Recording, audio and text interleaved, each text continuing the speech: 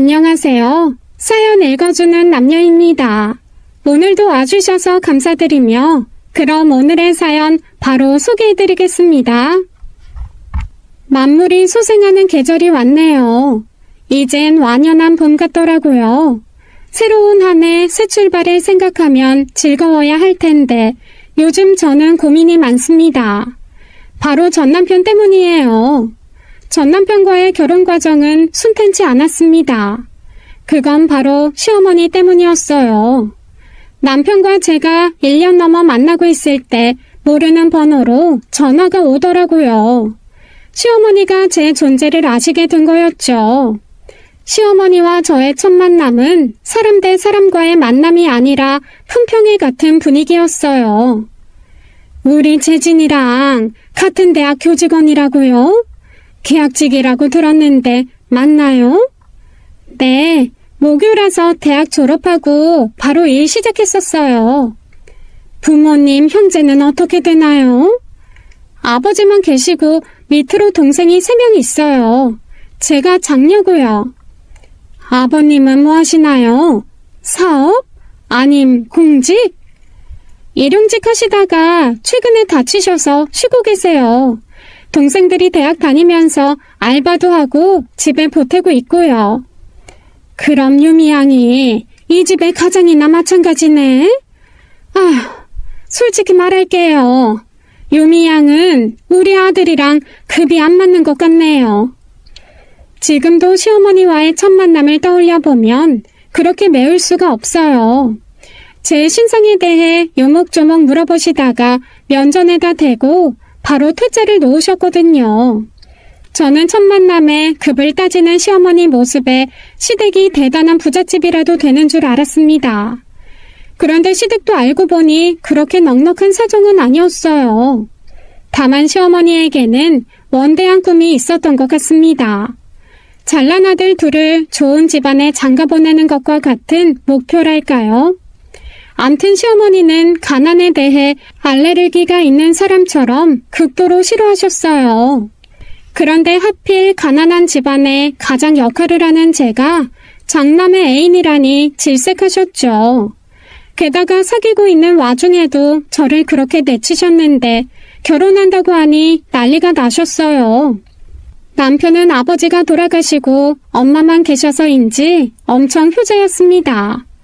이 남자는 자기가 계획한 대로 무조건 하는 사람이었어요.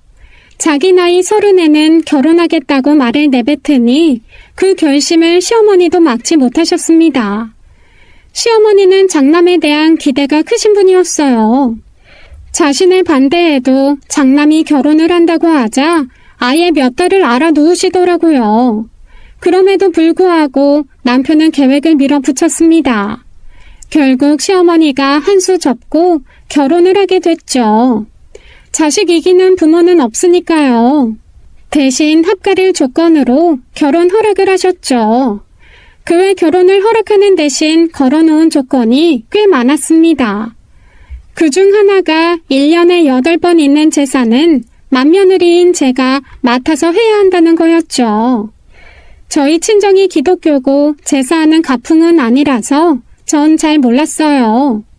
그래서 시어머니가 제사를 맡아서 하려는 것도 어떤 무게와 책임이 있는 건지 감을 못 잡았고요. 결혼 후 시어머니와 합가를 하고 집안일 하나하나를 세세하게 배웠습니다. 시어머니가 원하는 방식대로요. 마치 자신의 가사 도우미를 가르치는 듯한 느낌을 지울 수는 없었어요. 그런데 결혼하고 첫 명절날 여태 배운 집안일은 아무것도 아닌 거구나 깨닫는 사건이 있었습니다.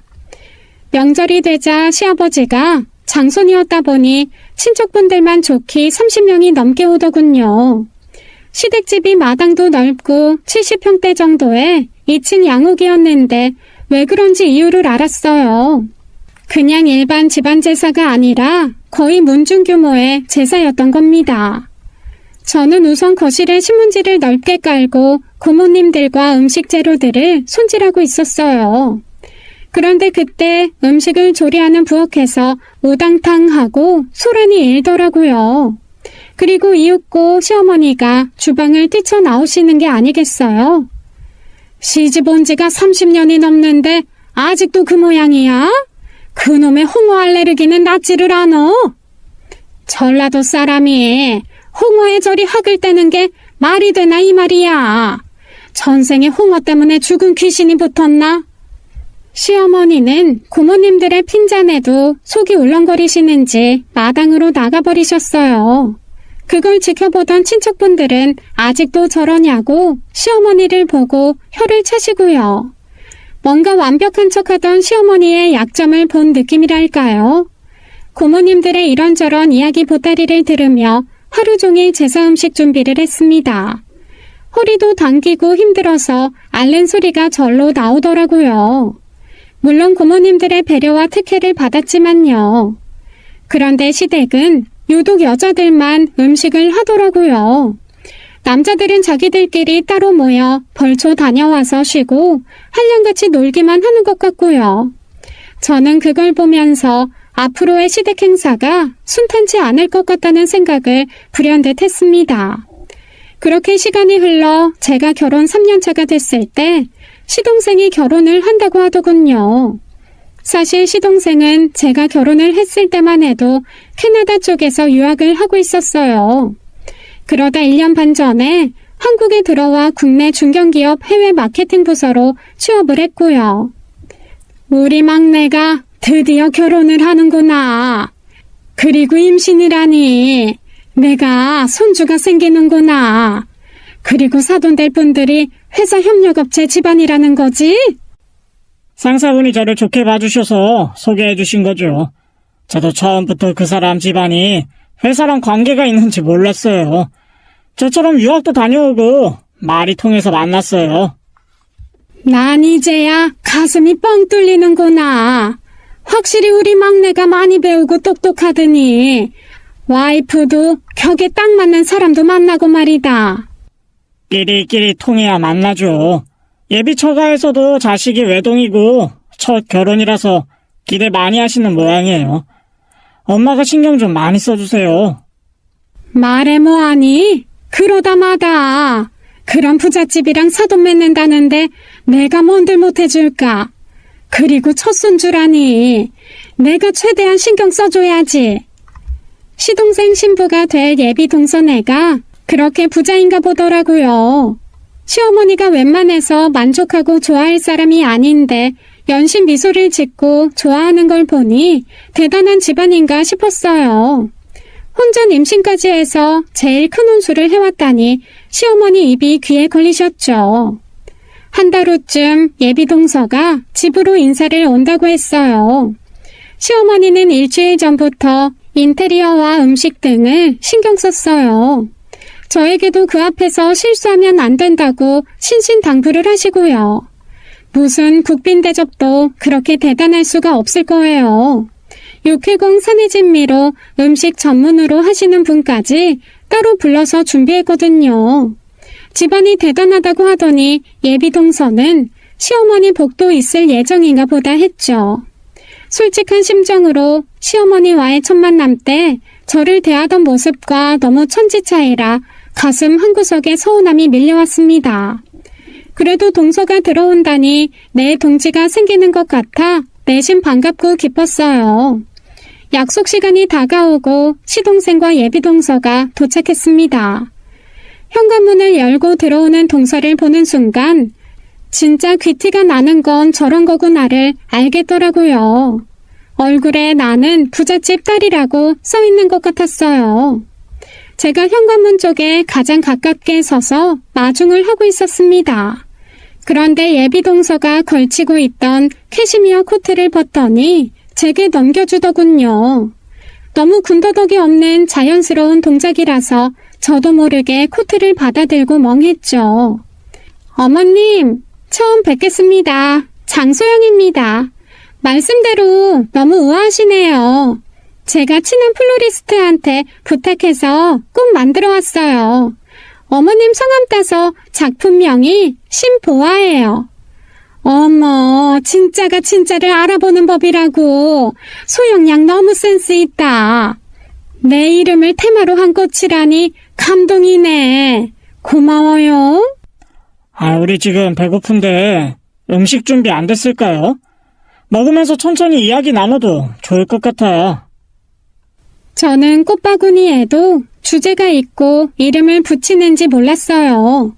예비동서의 고급진 외모와 선물에 그저 신기한 눈으로 빤히 쳐다봤죠.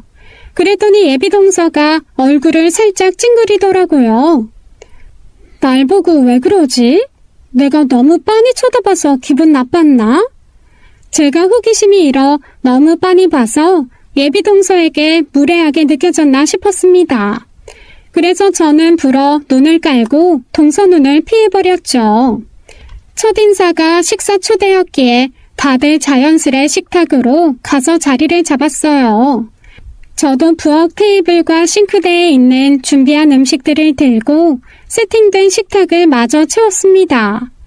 그리고 식탁에 같이 앉아 식사를 하려고 앉는데 예비동서가 저를 바라보면서 뭐라고 하는 게 아니겠어요. 어머님, 그런데 여기는 고용인들하고 가족 같은 관계인가 봐요. 같이 겸상도 하시고 그런가요? 저를 딱 집어서 예비동서가 고용인 겸상 어쩌고 하는데 제 얼굴이 확 빨개지더라고요. 처음 겪어보는 역대급 수치심이었습니다. 고용인이라니? 여기? 맏며느리고 소영양 형님들 사람이야. 뭐 첫째가 수수해서 딱 오해받을만 하지.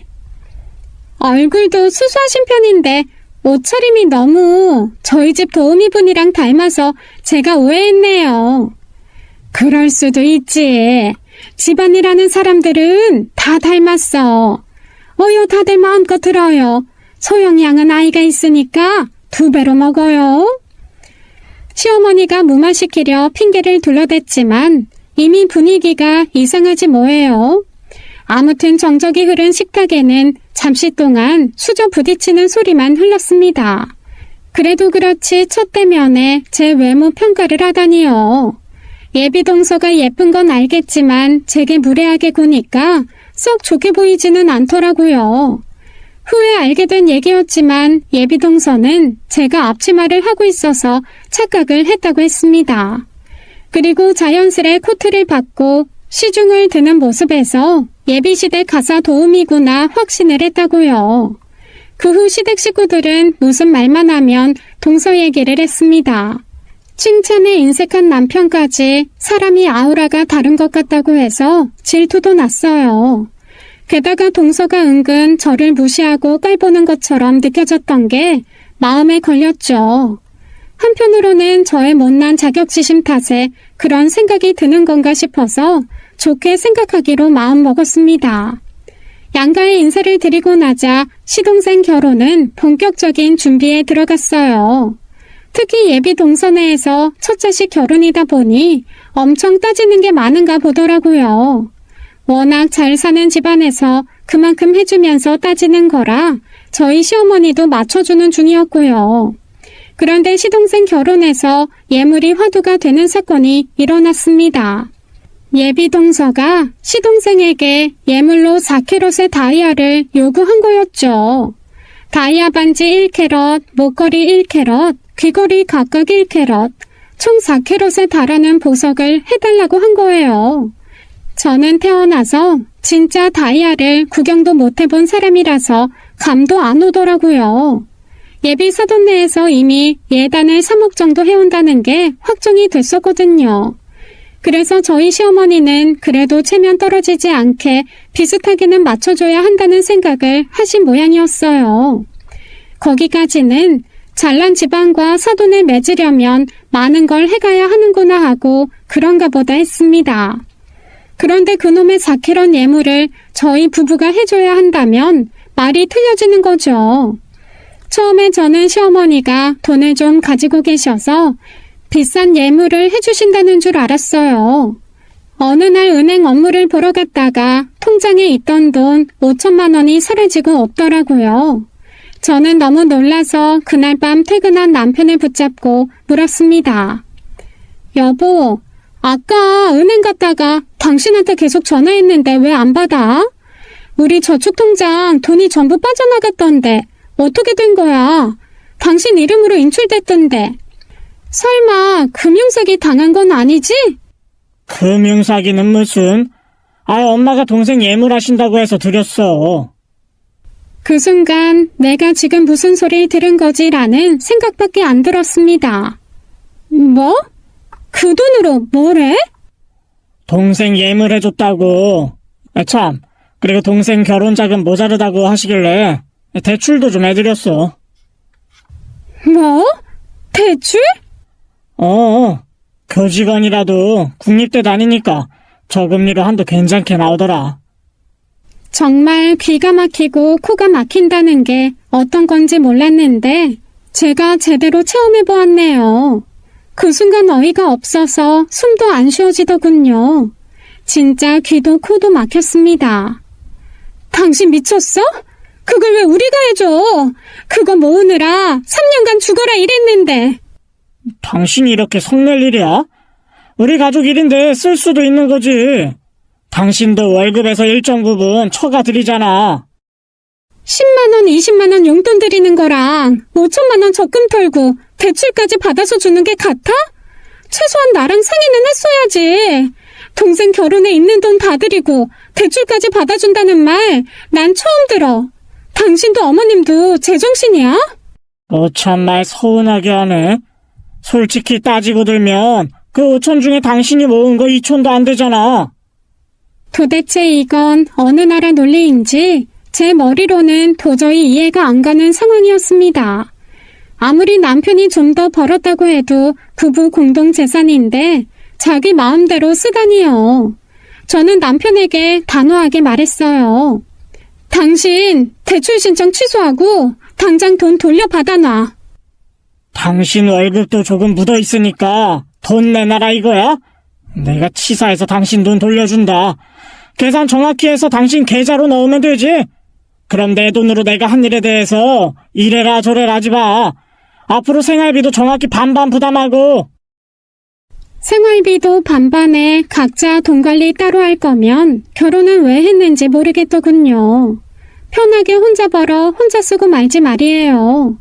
저희가 때 아니게 투닥거리고 있으니 그 소리를 들었는지 시어머니가 저희 방에 들어오셨습니다. 아니 이게 무슨 소리야? 너 우리 아들한테 돈 때문에 바가지 긁는 거니?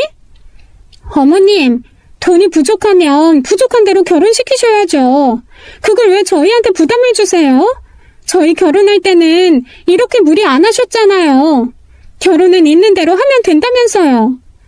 너랑 소정이랑 똑같니? 네 친정은 없는 형편이니까 서로 안 하고 안 받으면 되지만 소정이네는 다르지.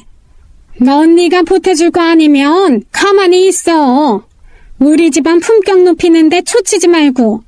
아이고, 겨우 2천도 못 보태주는 네가 가족이 많니? 시어머니는 혀를 차시며 방을 나가셨어요.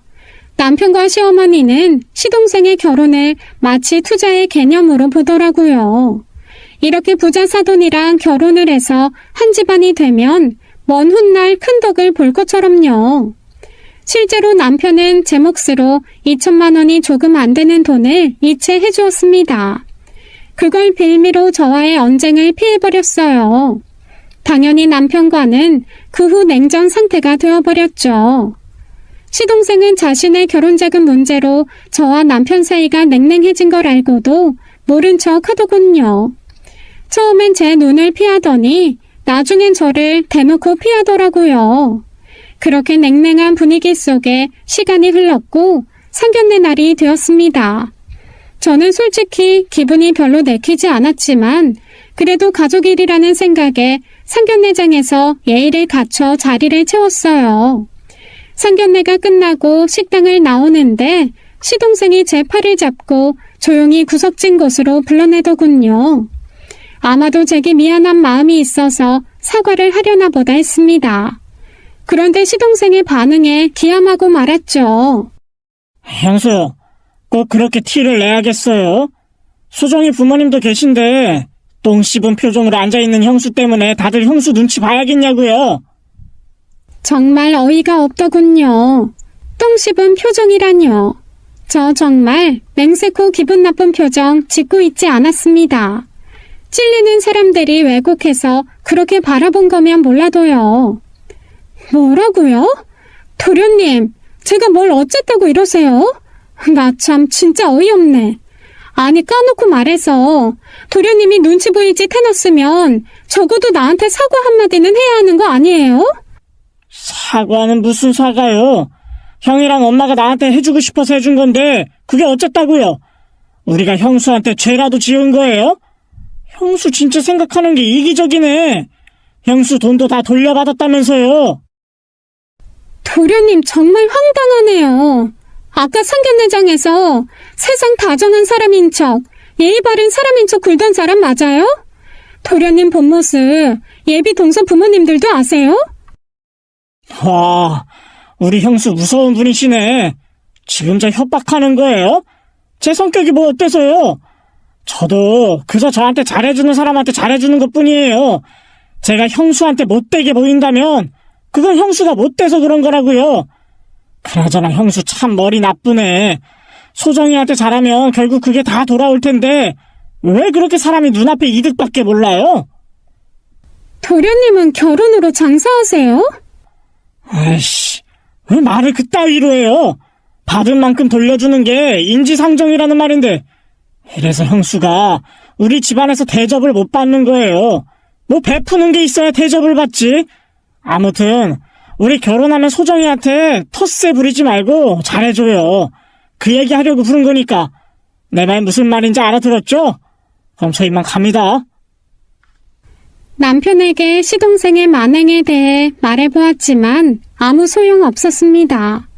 이미 저보다는 자기 동생이 더 중요한 사람이었으니 제 말은 안중에도 없었으니까요. 오로지 자기 식구들 감싸기에만 급급한 남편이었죠. 이럴 땐 저만 가족이 아닌 것 같았어요.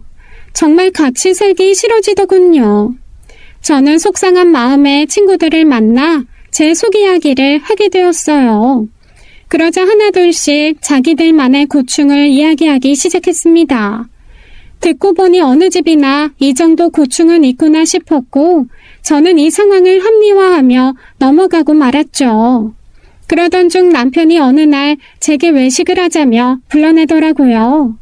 웬일인지 분위기 좋은 레스토랑까지 예약해서 비싼 고기를 사주더군요. 그러더니 제 눈치를 한참 보던 남편이 말했습니다.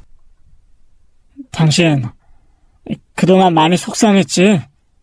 내가 당신 상의도 없이 큰돈 써버려서 미안해, 화 풀어.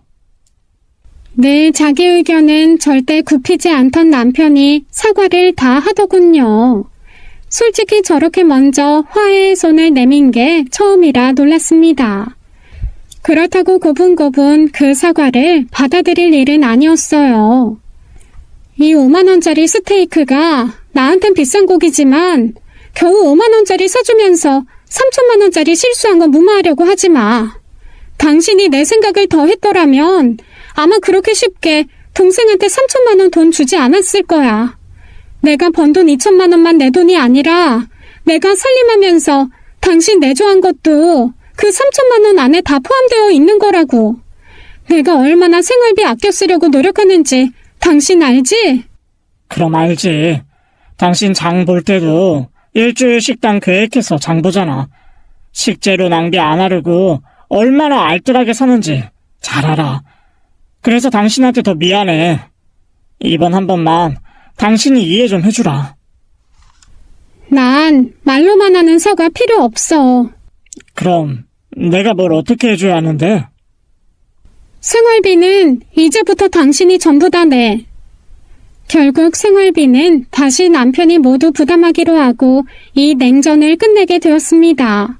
그리고 다시는 가족들 일에 우리 목돈이 들어가는 일이 없게 하겠다는 각서까지 받았어요.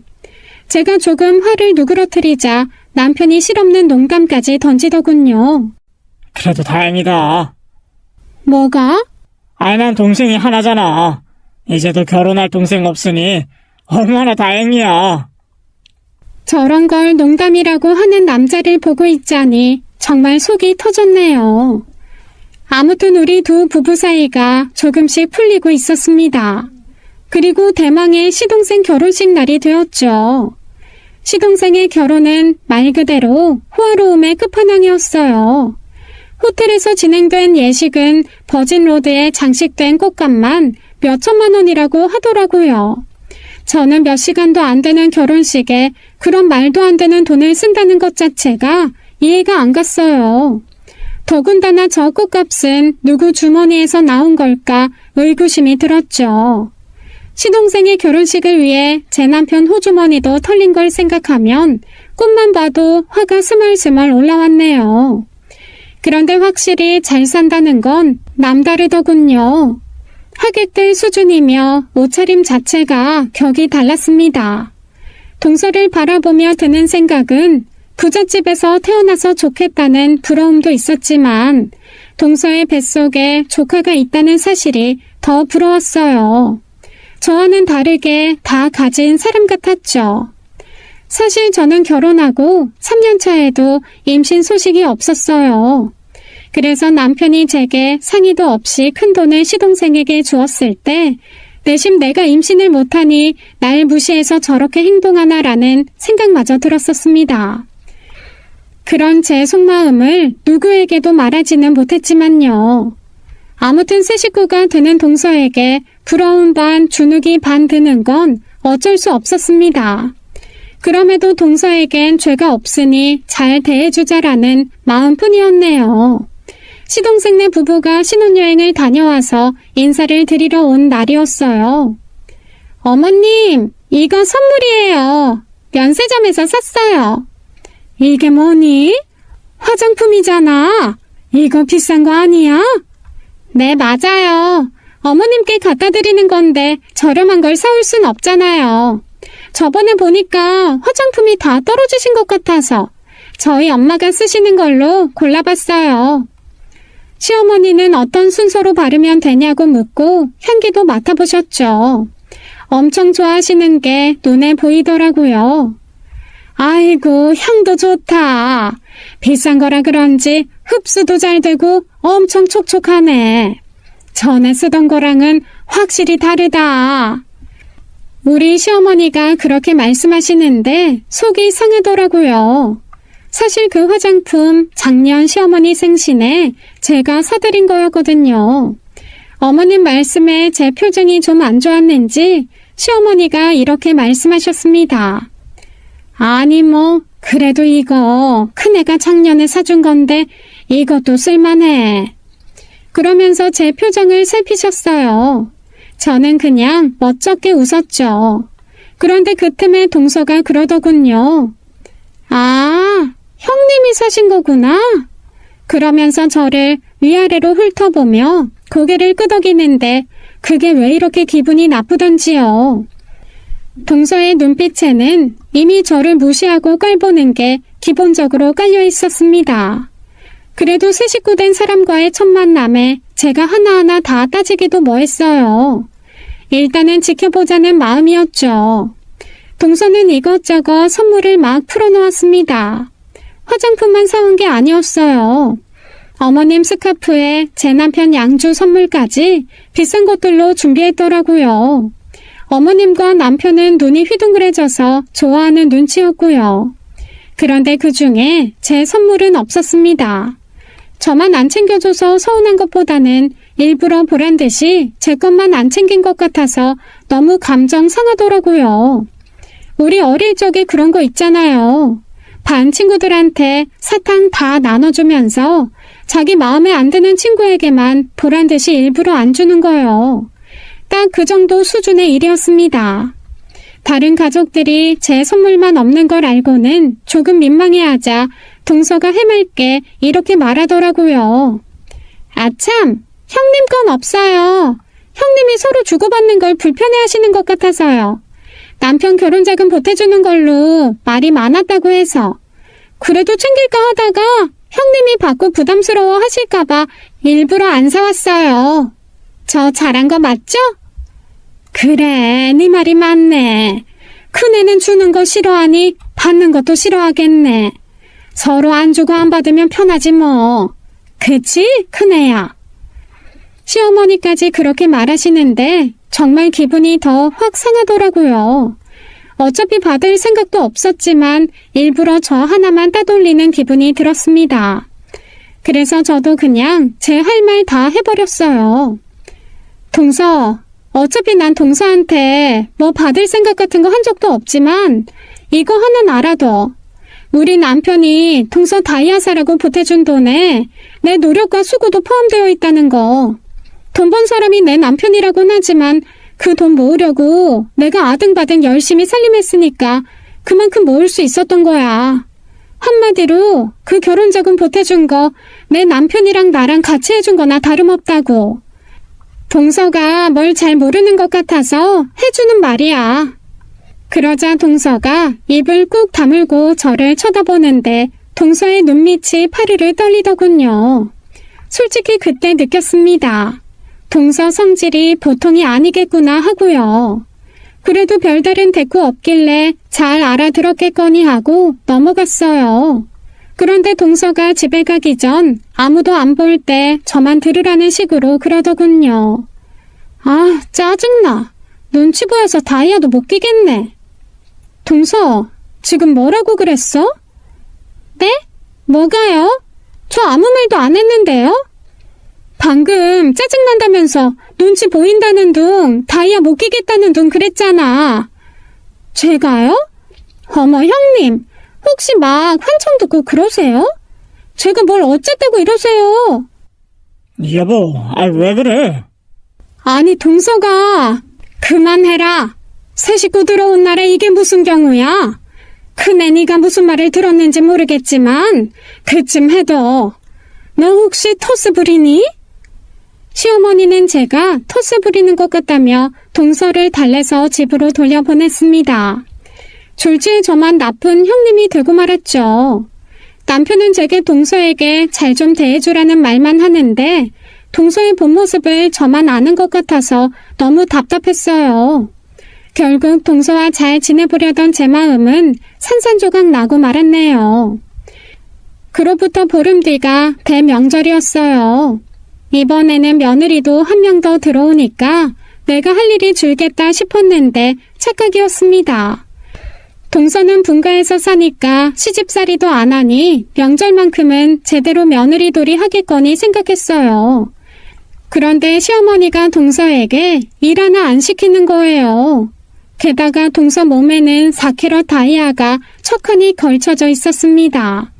명절날 시댁에 알반지를 끼고 오다니 이건 대놓고 난 이번에 손에 물 안 묻힐 거라는 걸 어필하는 거나 마찬가지였죠.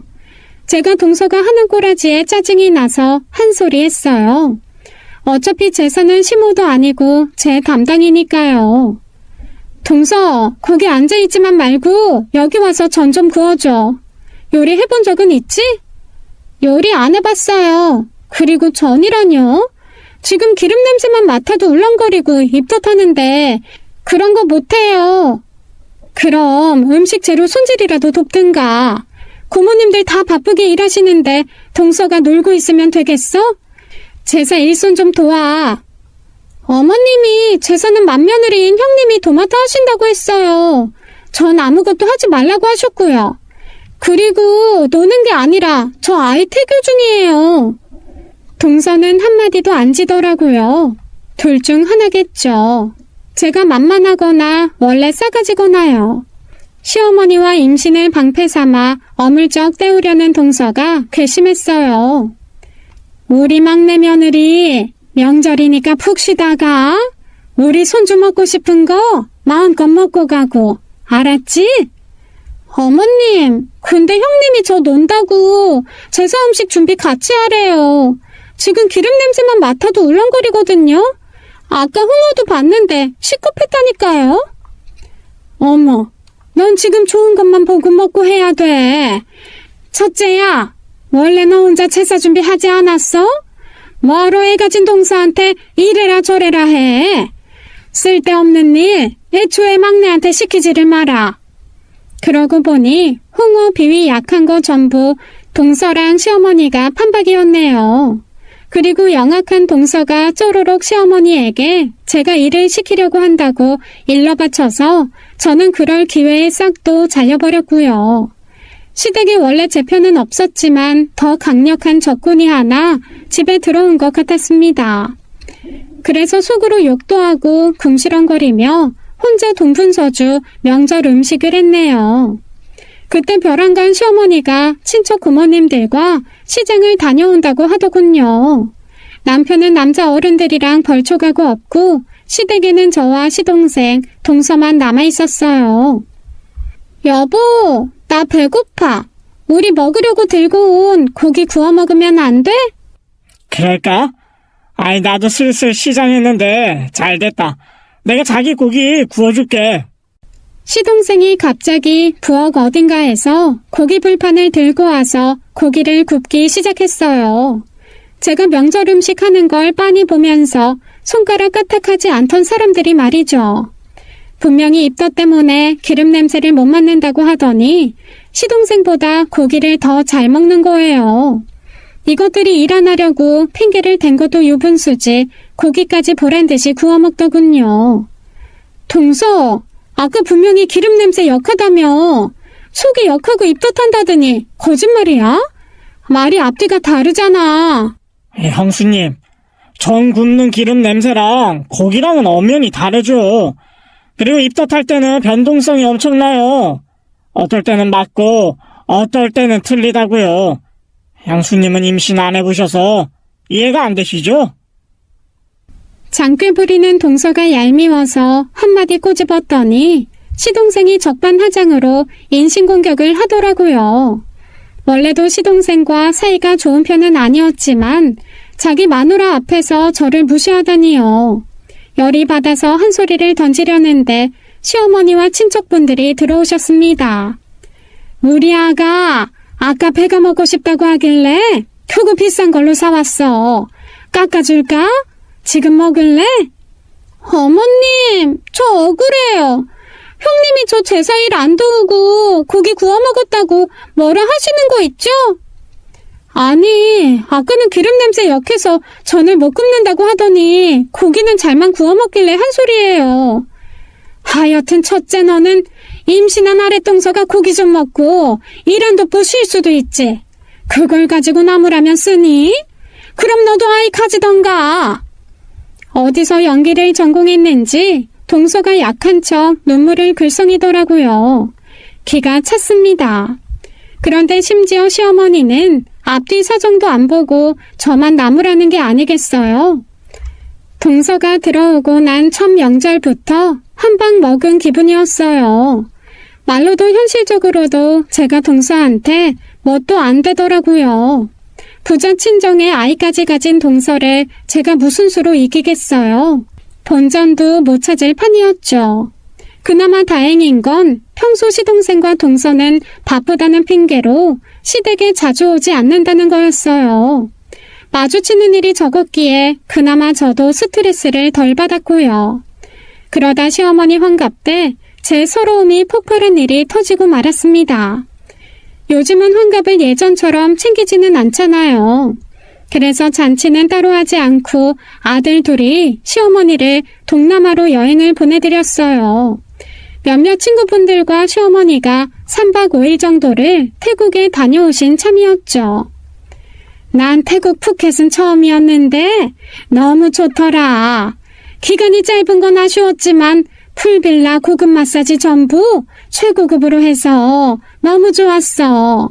내가 우리 아들들 덕에 이런 호강도 다 해본다. 엄마, 그런데 이건 다 뭐예요? 포장이 고급스러운 게 명품 같네. 맞아. 내가 너희 주려고 선물 사왔잖아. 이건 우리 장남 거, 이건 막내 거. 요건 명품 화장품인데 우리 막내 며느리 가져다줘.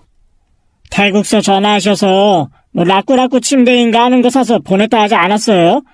집사람한테 선물 또 줘요? 엄청 좋아하겠네. 시어머니가 태국에서 식구들 수대로 선물을 다 사왔더라고요. 심지어 동서 사돈 어른들 선물도 사왔고요. 그리고 시모가 국제전화까지 해서 동서에게는 200만 원 상당의 침대까지 한국으로 보냈다는 거예요. 그럼 내 선물도 있겠지 싶어 기대에 찬 얼굴로 시어머니를 빤히 바라봤습니다. 근데 시어머니가 뭘 이라는 얼굴로 절 보더군요. 아참, 내가 태국에서 아로마 향초인가 하는 걸 샀는데 냄새가 참 좋더라. 첫째 너 쓰거라. 감사합니다. 저는 시어머니가 주신 향초를 불러보며 냄새를 맡아보았습니다. 그러자 시어머니가 코를 꽉 쥐시고는 그러시더군요. 아유, 얘, 향초는 이 방에서만 피워. 나는 영 그 냄새가 싫어서 숨도 못 쉬겠다. 아무튼 나쁜 기운 물리치는 의미도 있다니까 넌 좀 많이 피워라. 혹시 아니? 로또 당첨될지.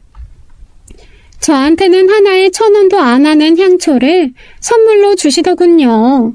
동서랑 비슷하게나마 해주실 거란 생각은 제 욕심이었나 봐요. 그래도 저도 어머님이 태국 가실 때 20만 원 용돈 드렸는데 말이죠. 솔직히 동서와의 차별에 서운하고 마음이 상했습니다. 그 후 태국 선물 말고도 시어머니의 동서와 저에 대한 차별은 끝이 없었어요. 그래서 하루는 제가 어머님께 작정을 하고 차별에 대한 서운함을 토로했죠. 차별이라니? 넌 참 생각 자체가 참 문제다. 난 니들이 한 것만큼 해주는 것뿐이야. 넌 쥐꼬리만한 월급 받는다고 생일 기념일마다 돈 몇 푼 주지만 네 동서는 매달 내 용돈 주잖아. 시작이 다른데 어떻게 똑같이 해줘? 바랄 걸 바래라. 저희 집은 그이가 대표로 용돈 드리잖아요. 저는 그래서 일 있을 때마다 용돈 드리는 거고요. 그게 네가 준 거니? 우리 장남이 준 거지. 그래도 식구들 앞에서 너무 대놓고 동서랑 비교되게 차별하시는 거 엄청 서운해요. 그럼 너도 나한테 뭐라도 받을 짓을 해봐. 내가 다르게 해주지 않겠니? 너도 마음 심보 곱게 써. 욕심 부리지 말고. 사람이 심상이 반이야. 마음 심보를 잘 쓰라니요. 여태 시댁일 군말 없이 다 하고 시어머니 수발된 게 누군데요. 심보로 따지면 동서나 시어머니나 둘 다 비등비등하게 별로죠. 저도 시어머니가 제 서운함을 헤아려 주겠지 하는 마음으로 말한 건 아니었어요. 그냥 너무 무시하는 게 빤히 보여서 저를 위해 한마디 한 거죠. 아니면 제 속이 썩어 문드러질 것 같았거든요. 그러던 어느 날이었어요.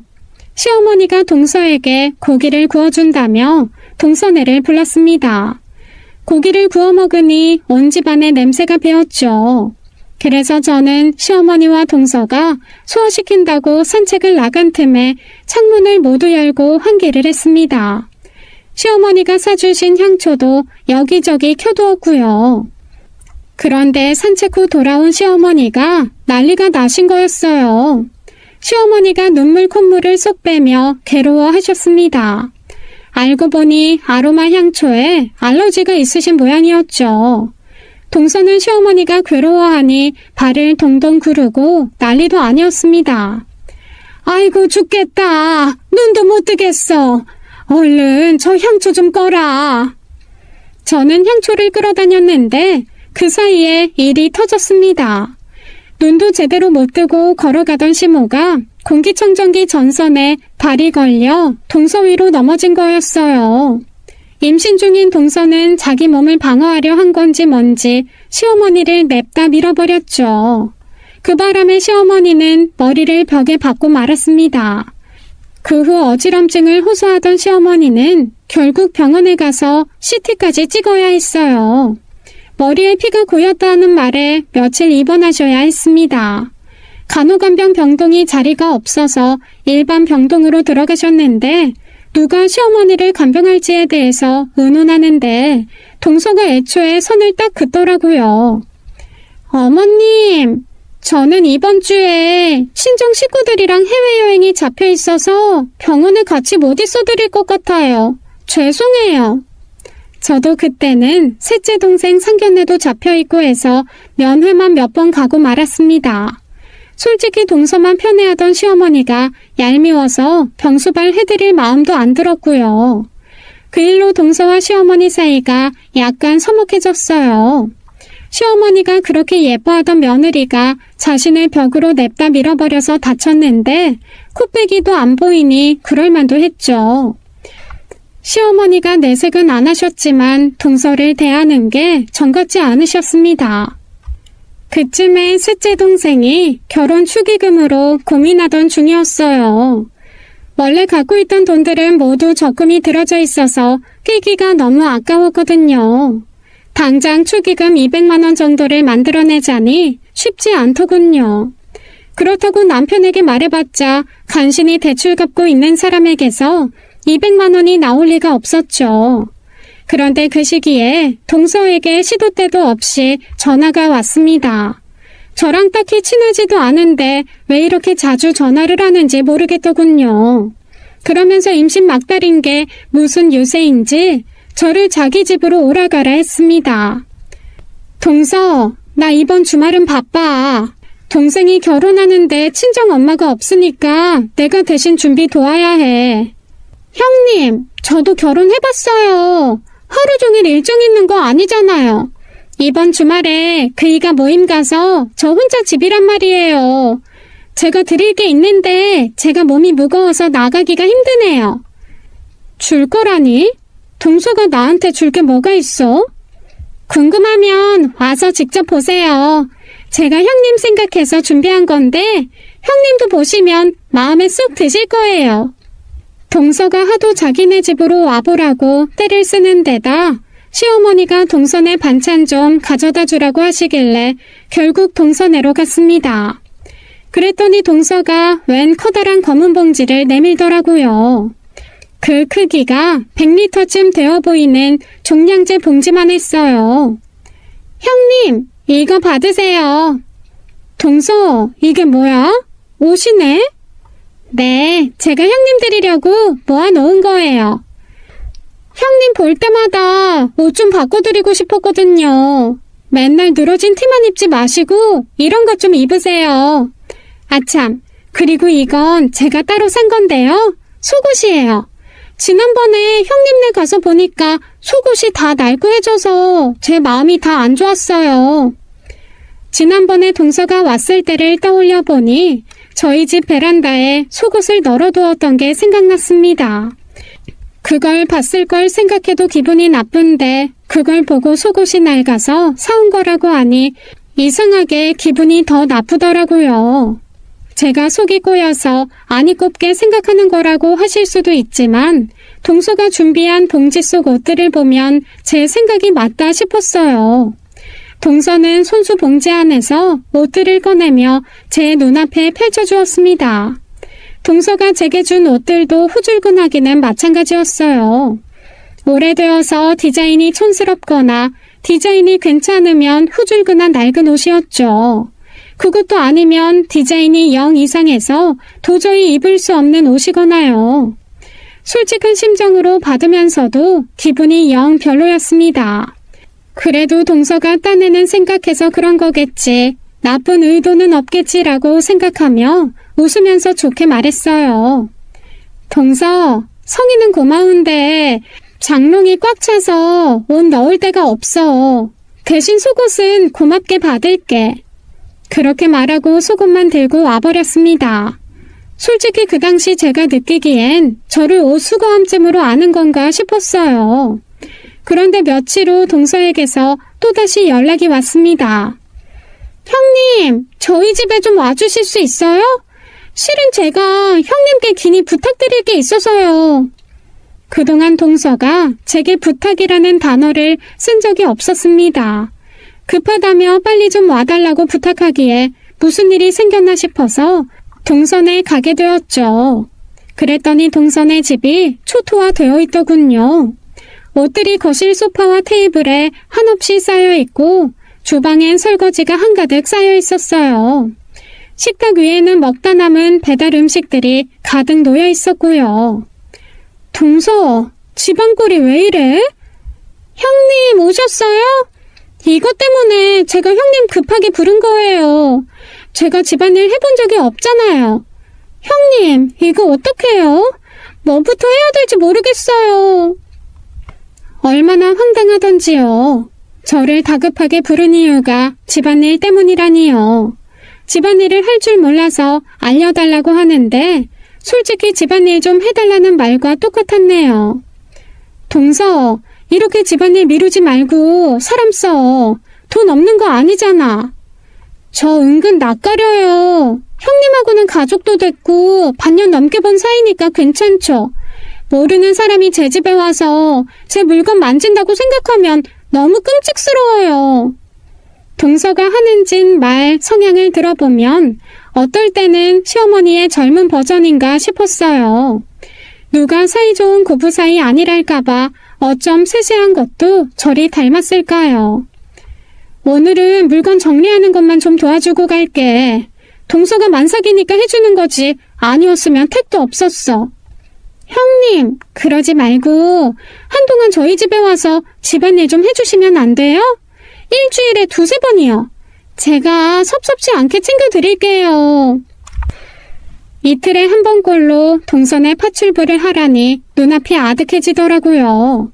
저는 닭살 소름이 돋아서 온몸으로 거부하다가 집으로 돌아왔어요. 그런데 그 사이에 동서가 시어머니에게 전화로 일러 바쳤는지 시어머니가 저를 바로 호출했습니다. 막내가 막달이라 몸이 많이 무거운가 보다. 가서 집안일도 좀 도와주고 해주는 김에 음식도 좀 해줘. 네 동생 결혼 챙긴다고 시댁 식구 등한시해서 되겠니? 저도 제 앞가림하느라 바빠요. 동서도 살림 직접 해봐야 늘죠. 걔가 살림 솜씨 늘려서 뭐하게. 어차피 평생 사람 부리면서 살앤데. 잔말 말고 가서 해줘.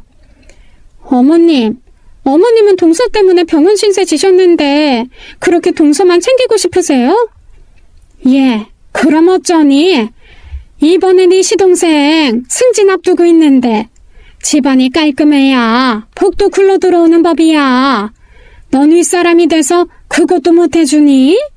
시동생 결혼할 때 섭섭하게 한 거 이번에 만회한다고 생각하고 가서 좀 도와줘. 네 동서네 집에서 우리 아들 앞길 신경 써주는 모양인데 우리 집에서도 뭐라도 도움을 줘야 할 거 아니야. 그니까요. 그 도움을 왜 제가 나서서 줘야 하냐고요. 아이고, 넌 가족 아니야? 왜 이럴 때만 가족인 건지 모르겠더군요. 하지만 다음 말에 제 귀가 솔깃했네요. 대짜 하니 그 집 메이드가 한 달에 250만 원씩 받았다는데 네가 도와준다고 하면 돈도 더 쳐서 줄 모양이더라고. 내가 볼 땐 네 동서가 챙겨준다고 해도 그걸 어떻게 받아? 그냥 돈 받지 말고 가서 좀 도와줘. 시어머니는 돈도 받지 말고 해주라는데 제가 뭐하러 그러겠어요. 하지만 동서가 돈을 쏠쏠하게 챙겨준다고 하니 생각이 조금 달라지더라고요. 대충 들어보니 300만 원까지는 챙겨줄 생각을 하는 모양이었어요. 그만큼 집안일이 급한 상황이었나 봅니다. 그래서 일단 내 실속부터 챙겨야겠다 싶어서 동서에게 말을 했죠. 동서, 내가 일주일에 3번 가서 4시간 집안일 해줄게. 월 100만 원 어때? 네? 주 3일에 4시간에 100만 원이요? 그럼 시급으로 2만 원이 넘는데요? 저희 주 5일 오시고 8시간 일한 이모님 시급이 15,000원 좀 넘었었어요. 싫어? 그럼 말고. 그렇게 전화를 끊고 났는데 다음날 동서에게 연락이 왔습니다. 100만 원 주겠다고요. 동서, 미안해서 어쩌지? 120만 원은 받아야 될 것 같은데. 네? 아니 무슨 하루 사이에 갑자기 120만 원이에요. 원래 쿨거래하면 100에 하려고 한 거였는데 나도 생각해보니 120은 받아야 할 것 같아서. 그러자 동서가 안 되겠다며 다시 전화를 끊었습니다. 그런데 딱 3일 후 연락이 와서는 다시 120을 주겠다는 거 있죠? 그래서 제가 다시 150을 불렀네요. 그랬더니 동서가 펄쩍 뛰길래 그럼 안 한다고 전화를 끊으려고 했더니 동서가 저를 붙잡더군요. 이미 제가 갑인 상황이라 결국 동서가 울며 겨자 먹기로 저와 고용 계약서를 썼습니다. 입을 삐죽거리는 동서에게 제가 말했어요. 동서, 내가 사실 수납 정리 전문가야. 이 정도면 싸게 한 거니까 아까워할 거 없어. 동서니까 특별히 싸게 부른 거니까. 정말요? 그럼 한번 믿어볼게요. 저는 결국 잠깐씩 가서 일해주고 시급 3만 원을 넘게 받게 되었습니다. 이걸로 동생 축의금에 보태야겠다는 마음으로 일을 했어요. 동서의 요구는 까다로웠지만 제가 살림 고수여서 그런지 크게 어렵지는 않았습니다. 그런데 사건이 터지고 말았어요. 그것도 제 인생이 바뀔 만큼 아주 큰 사건이요. 형님, 왜 그러셨어요? 무슨 말이야? 다이아 4캐럿 말이에요. 그게 왜? 돌려주세요. 뭐? 설마 지금 다이아가 없어졌는데 날 의심하는 거야? 동서, 지금 실수하는 것 같은데 다시 한번 잘 찾아봐. 제가 자리를 피하는데 동서가 제 팔을 거칠게 잡아 저를 돌려 세웠습니다. 작정하고 가져간 걸 어떻게 찾아요? 결혼하고 반년 넘게 한 번도 없던 일이라고요. 형님이 우리 집 일 해주기 전까지는요. 내가 이래서 사람 함부로 들이기 싫었는데 가족끼리 어떻게 이래? 동서! 저는 그 자리를 박차고 나와버렸습니다. 무슨 말도 안 되는 억지인가 싶었어요. 집으로 돌아와 보니 이미 사태가 일파만파 커져 있더군요. 시어머니도 저를 의심하시며 저를 몰아세우기 시작하셨습니다. 너, 네 동생 축의금 때문에 그랬니? 집안 창피하게 이게 무슨 짓이야? 내가 이래서 처음부터 니들 결혼 반대한 거야. 가난한 애들은 이렇게 티가 나니 말이다. 좋게 말로 할 때 네 동서 다이아 돌려줘. 집안 분란 만들지 말고. 가난한 티요? 저희 친정 가난한 거랑 도둑질이랑 무슨 상관인데요? 저 아니라고요. 도대체 몇 번을 말씀드려요. 증거 있어요? 왜 제가 훔쳤다고 확신하세요? 증거 찾는 거 보니 너 맞네. 길게 말 안 하마. 원래 자리로 돌려놔.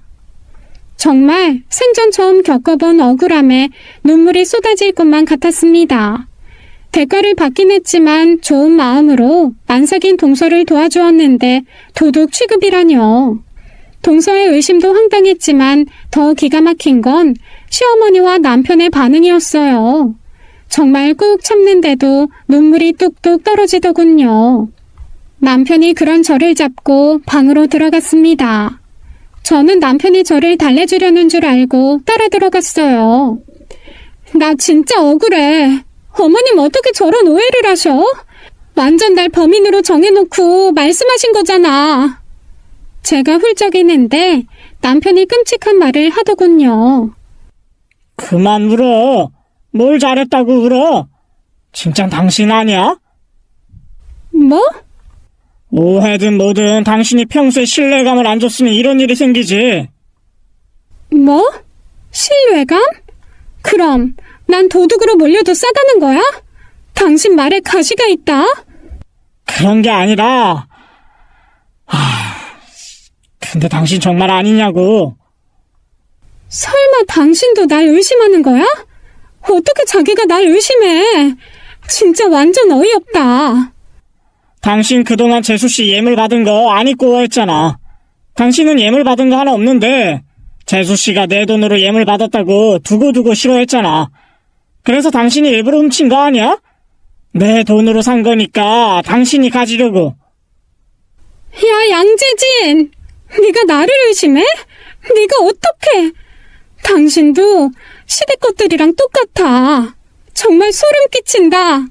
그동안 날 어떻게 생각했는지 이제야 알겠네. 당신은 그나마 내 편인 줄 알았던 내가 등신이네. 와, 당신 머릿속 알고 나니까 더 이상은 같이 못 살겠다. 같이 못 살면 어쩔 건데 당신이 뭐 나랑 이혼이라도 하게? 당신 나랑 이혼하면 바로 급하락이야. 계급 다운이라고. 당신이 우리 집안하고 갈라서면 더 좋은 집안 남자 만날 것 같아? 꿈꾸고 있네. 복에 겨운 소리 그만하고 당신이 훔친 거 아니면 재수씨네 가서 다이아 찾아보기라도 해. 찾는 척하다가 슬쩍 놓고 오던가. 남편은 끝까지 저를 의심하더군요. 남편의 급을 나누는 이야기에 저 새끼는 저 집안 식구가 확실하구나 싶었습니다. 이곳은 더 이상 제가 있을 곳이 아닌 것 같았어요. 저는 짐을 싸기 시작했습니다. 짐을 싸는데 그런 생각이 들더라고요. 동서가 일부러 나를 엿먹이려고 이런 일을 벌인 건 아닌가 하는 생각이요. 제가 짐을 싸는데 남편은 콧방귀를 끼며 뒤에서 팔짱을 끼고 지켜보더군요. 그런데 그때 전화가 왔어요. 경찰서였습니다. 신고 접수가 됐으니 와서 조사를 받고 가라고요. 바로 동서의 지시였어요. 저는 진짜 열받은 상태로 경찰서에 가서 진술을 하고 나왔습니다. 물론 확실한 증거도 없고 신고 접수로 형식적으로 한 조사였지만 마치 범죄 용의자가 된 것 마냥 기분이 나쁘더라고요. 동서에게 치가 떨렸고요. 경찰 조사를 받고 시댁에 왔는데 시모 남편 시동생 동서까지 저를 싸늘하게 바라보더군요. 심지어 제가 싸놓은 짐이 현관 앞에 놓여 있었습니다. 친정 가려던 거 아니었니? 네가 범인이 맞긴 한 모양이구나. 안 그러면 이렇게 도망갈 이유가 있겠어? 안 말릴 테니 가. 이제는 네가 다이아 가져와서 용서해달라고 해도 이제는 내가 싫다. 그 사케로 가져가서 네 동생 결혼 자금을 대주려던 모양인데 너 그렇게 살면 벌 받아. 벌은 제가 아니라 당신들이 받겠죠. 난 잘못한 게 없고 당신들은 무고한 사람 죄인으로 몰았으니까요. 어머님도 어머님이지만 동서 그렇게 살지 마. 동서처럼 다 가지고 태어난 사람이 마음씨 못 되겠으면 그 죄값 다 애한테 가. 형님, 지금 저주 거는 거예요? 우리 애가 뭘 잘못했다고 태어나지 않은 애까지 들먹여요? 동서, 혹시 동서가 다이아 숨기고 나한테 뒤집어 씌우는 거 아니야? 뭐라고요? 저를 어떻게 보고? 저 그렇게 또라이 아니에요. 그건 두고 보면 알겠지. 근데 한편으론 동서한테 고맙네. 내 남편이 얼마나 쓰레기인지 알게 해줬으니까. 저는 그 집 문을 부서져라 박차고 나왔습니다. 동생 결혼을 앞두고 제가 갑자기 친정에 찾아오니 친정 식구들이 많이 걱정을 했어요. 아버지가 제 어깨를 말없이 토닥여 주셨습니다. 동생들은 무슨 일이냐고 하나같이 저만 쳐다보고 있었고요. 다들 그렇게 볼 것 없어. 언젠가는 벌어질 일이었어. 그동안 이혼이 뭐라고. 갈라서는 게 무서워서 내 눈 내가 가리고 살아왔는지 모르겠다. 남편도 내 편이 아닌 거 속으로는 직감했었는데 내 착각이겠거니 하고 모른 척 했던 게 후회되네. 뭐 애 없을 때 알았으니 다행이지 뭐. 변호사 사무실도 알아봤어요. 제가 친정에 가 있는 동안 남편은 전화 한 통 없었습니다. 기대도 안 하긴 했지만 역시나 저런 놈이구나 싶었어요. 그런데 얼마 뒤 남편이 시댁으로 돌아오라고 연락이 왔습니다. 제가 친정에 가 있는 동안 찾지도 않더니 말이죠.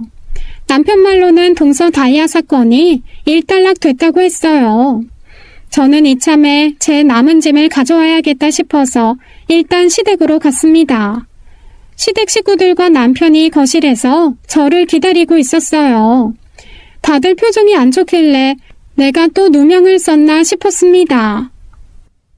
조사하면서 동생네 애견 CCTV가 있어서 살펴봤어. 키우는 푸들 그 녀석이 다이아를 입에 물고 있더래. 목걸이랑 반지는 걔 집에서 발견되고 귀걸이는 걔가 삼켰었나봐. 제가 훔친 게 아니라고 했잖아요. 왜 제 말을 못 믿으셨어요? 이제 속이 시원하세요? 그렇게 진실했으면 네가 더 강하게 주장했어야지.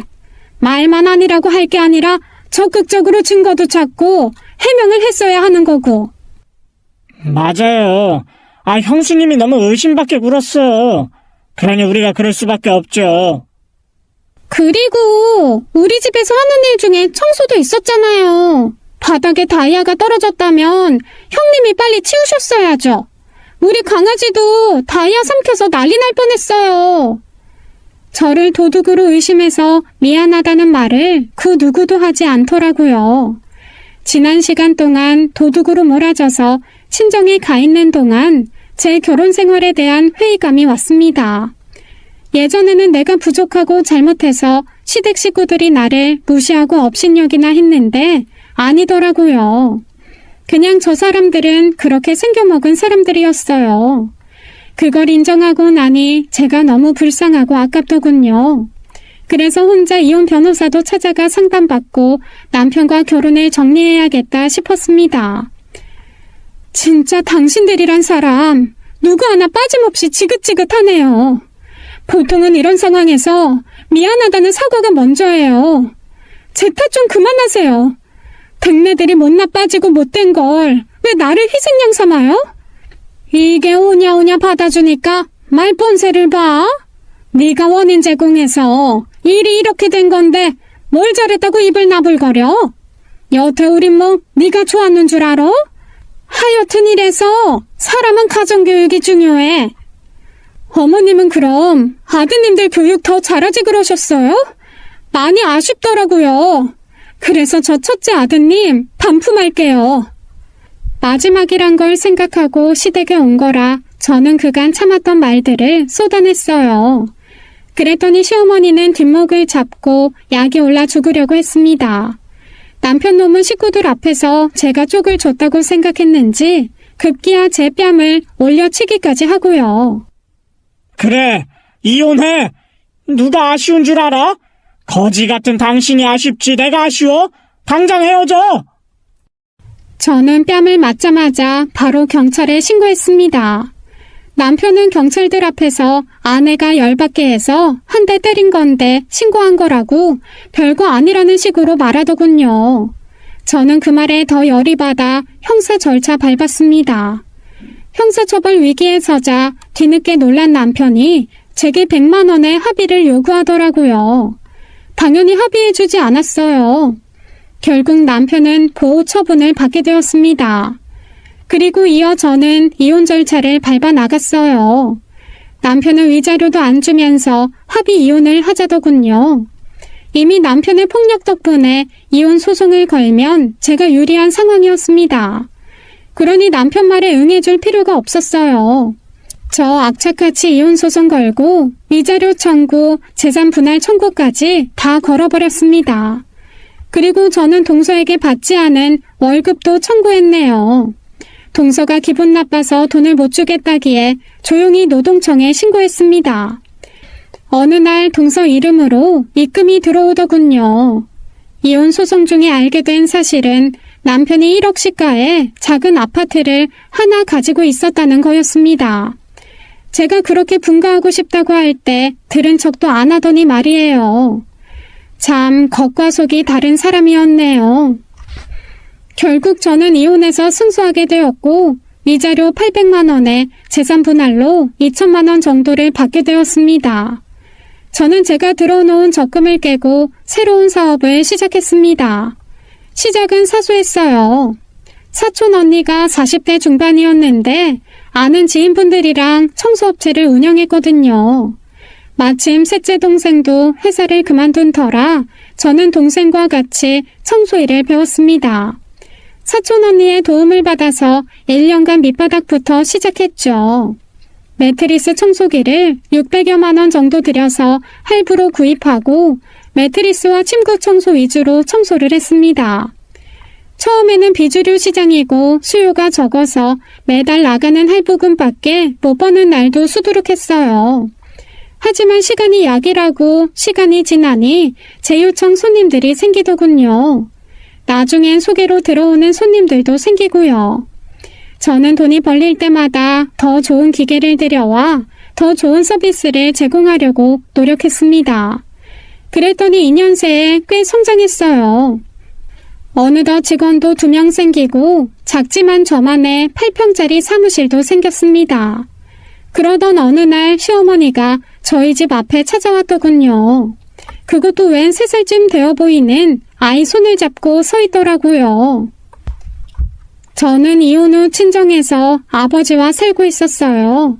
현관문 앞에 서 있는 시어머니를 본체만 채 하고 현관문 안으로 들어서려고 하자 시어머니가 저를 부르더군요. 저기 큰애야. 큰애라뇨. 저 더 이상 그 집 며느리 아니에요. 그렇게 부르지 마세요. 그래, 네가 화날 만도 하지. 근데 우리 잠깐 어디 가서 얘기 좀 할 수 있을까? 무슨 얘기요?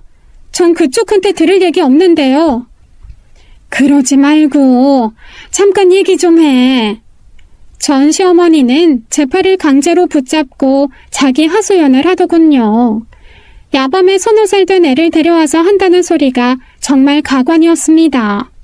짧게 줄여 말하자면 동서가 애 낳고 나서 바람이 나서 도망갔다는 거였어요.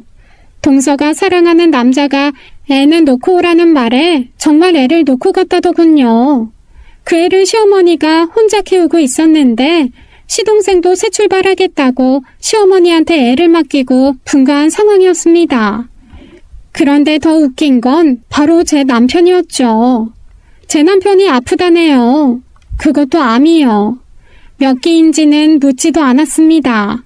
제가 병수발 해줄 것도 아닌데 자세히 물어봐서 뭐 하겠어요.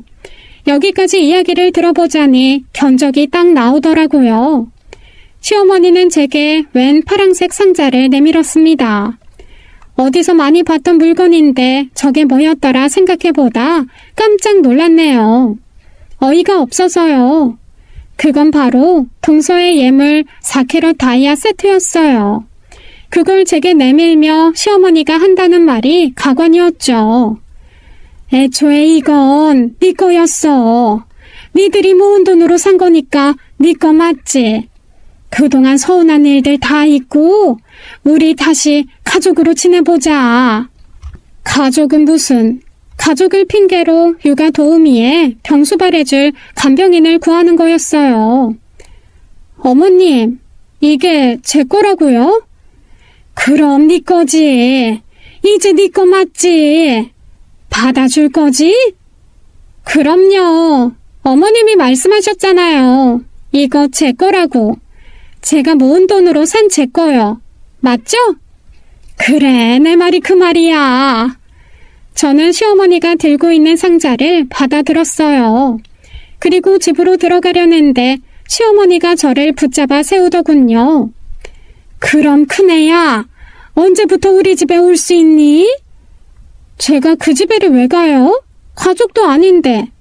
이건 제 거라고 가져오셨으니까 가져갈게요. 뭐? 아니 얘, 너 그게 무슨 소리야? 우리 재진이랑 다시 합친다는 거 아니었어? 제가 미쳤어요? 자기 아내를 도둑년 취급하던 전 남편을 병수발하게요?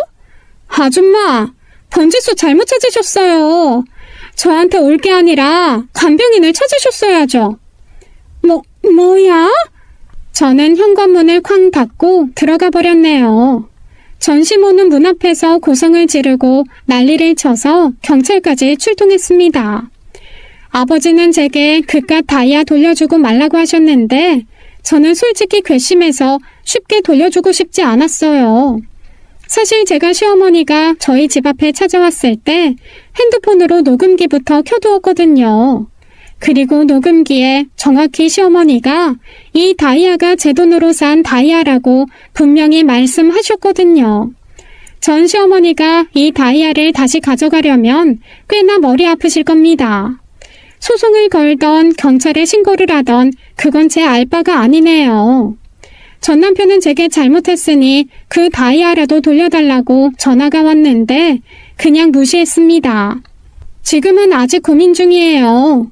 좀 더 약 올리다가 돌려줄지 아니면 정말 돌려주지 않을지 말입니다. 전 시모가 똥줄타 할 때마다 제 마음이 조금씩 누그러지네요. 저도 착한 사람은 못 되나 봅니다.